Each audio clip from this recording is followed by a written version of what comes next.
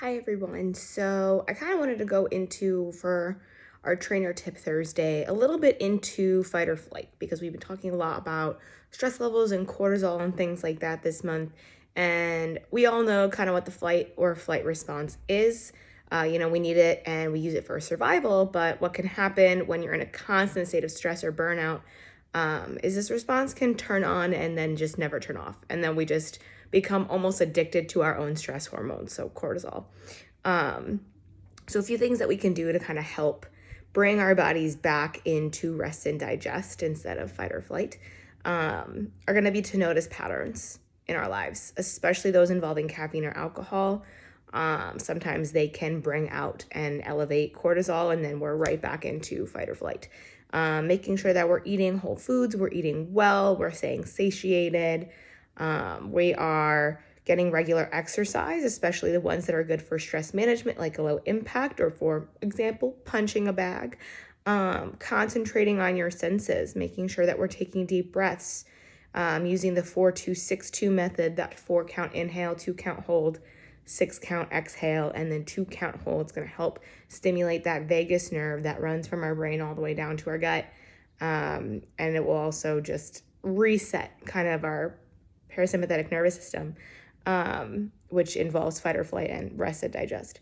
And you want to take into account kind of all of your senses. You want to look around and be mindful of what you see, what you hear, what you feel, and what you smell. Not obsess over it, but just be aware of it when you're in such a really high state of fight or flight, especially if you feel like you are going into a panic.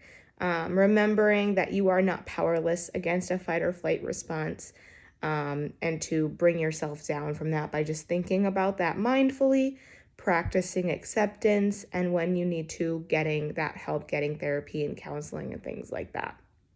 You may find when you finally come out of fight or flight, I was in a state of fight or flight for about 9 years, that I'm still coming out of 3 years later. And in order to enter rest and digest, which is what our body's supposed to be at 90% to 95% of the time, all you're going to want to do is sleep. And that's okay. That's totally okay. You may just be tired. You could get 9 hours of sleep and just be so tired because your body is finally getting rid of all of that stress level. And our bodies need time to recover from the stresses of our lives, our daily lives, just regular living is stressful. So don't be afraid to take the rest that you need. You won't be disappointing anybody but yourself if you don't take care of your needs.